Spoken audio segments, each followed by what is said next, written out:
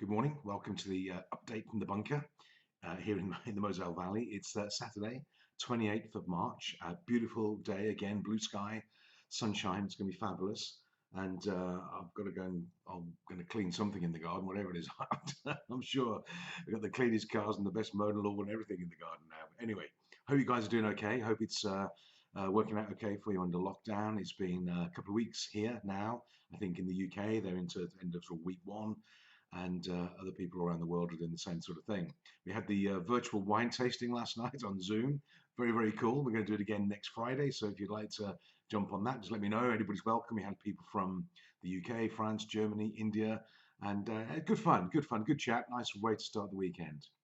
And I've been watching how people are dealing, not watching, but we haven't much choice, have we? Looking at, observing how people are dealing with this crisis in their personal lives or in their business, and through from the panic buying in the shops to people in business being caught in the headlights, not knowing what to do. And it's absolutely understandable, and because this isn't new, uncharted territory.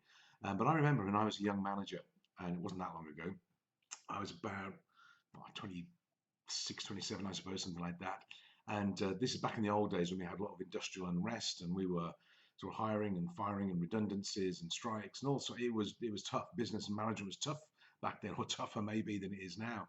And my boss, my chairman, took it to one side once, and he said, "Look, in these sort of tough times, these crises, um, watch, observe, don't follow the herd. Look at what they're doing, and before you jump in and run, consider which way you're going to go. Sometimes," he said, "it can be better to do the opposite of what the herd are doing, what the other mass of people are doing." And the analogy he said to me, he said, "Look, if you buy a big tower, a huge, massive, tall chimney, and it starts to fall," he said, "most people run away from it."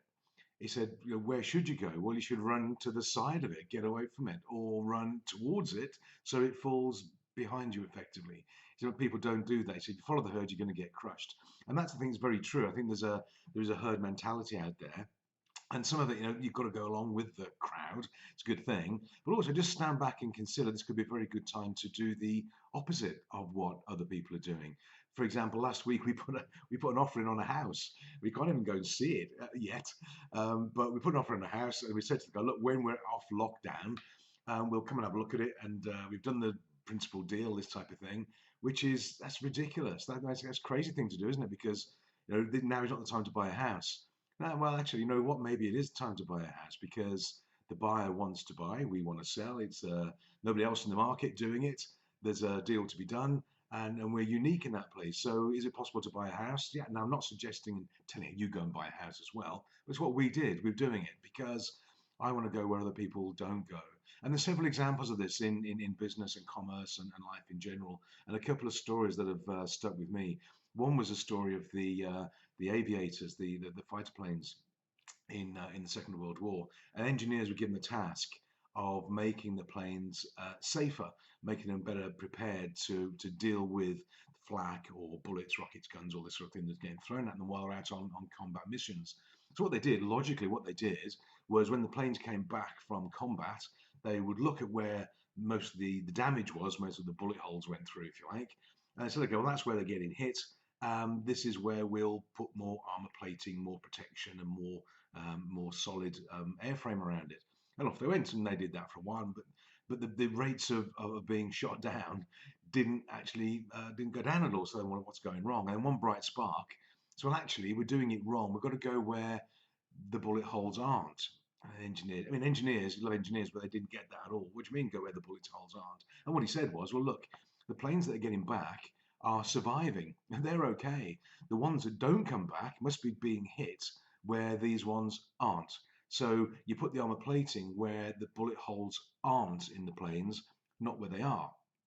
Did that. That improved the survival rate of the planes, and it was a bit sort of against anti-intuition to a certain extent. It was obvious you put armor plating where the bullet holes are, but actually no, you don't. You do the opposite. You put the plating where the bullet holes on the surviving planes weren't. It's called survivor bias. We look for survivor bias, and it's a trick that we carry through into life and business as well. So sometimes just flip it, look at the opposite, consider what would the opposite approach be, the reverse strategy, and see if that can get a better result for you as well. And in these times of turbulence, it's a great way of thinking.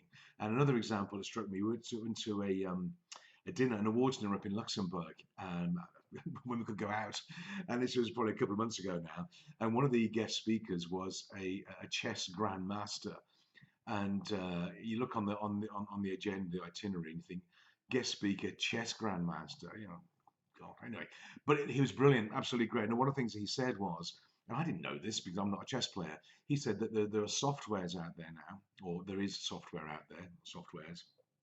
And what they've done, they've input all the games of chess that have been played, not all, but most of the recorded ones, since like 1650 or something like that. All the moves, all the patterns, all the strategies put into this computer, and so you can play against anybody you like, pretty much in history. But also, they taught the AI all these human moves over the years, and then they try to get a human to play the AI, the artificial intelligence.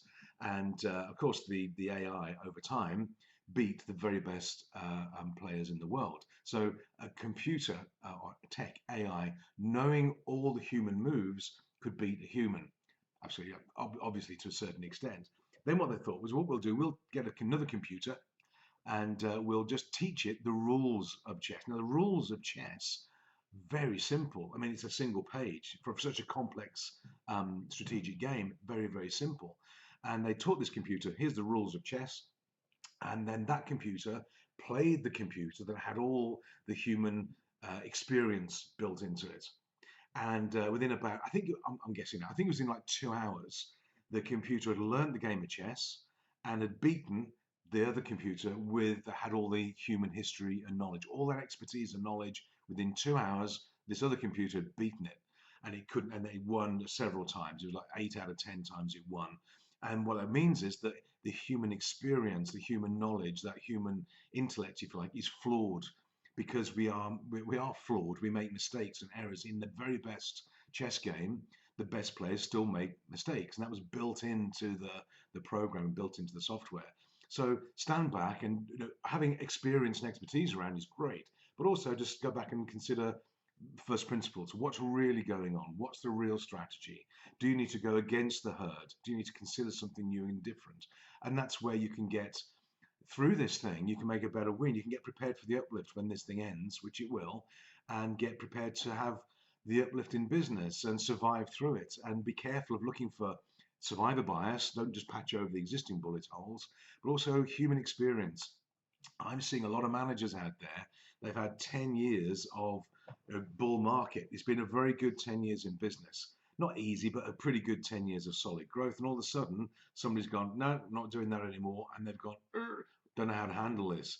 Well, this is like going back into old school management now. This is when you've got to give, unfortunately, bad news or tough news or make big decisions. And they're not quite sure how to handle it. And they are a bit startled in headlights. Some of the old school managers, I think, have got more sort of experience of this and are getting on with it. So I'm going to do a quick video on that as well, about how do we cope with this thing in terms of business and management, but it's sort of separate to these updates. But yeah, stand back, have a look at what's going on, maybe go against the herd. I'm not recommending, my official line, I'm not recommending or suggesting you go and buy a house. It's what we did, but do something, maybe go against the herd. There are opportunities there as well. And be careful of that survivor bias, and be real careful of experience. A lot of experience is not based on current ideology, so be careful of that one as well. Stand back, have a look at it, and consider the best options for you, your family, and your business. So, bit of fun for a Saturday. I'm off to cut the lawn again, I think. I've got another list to do.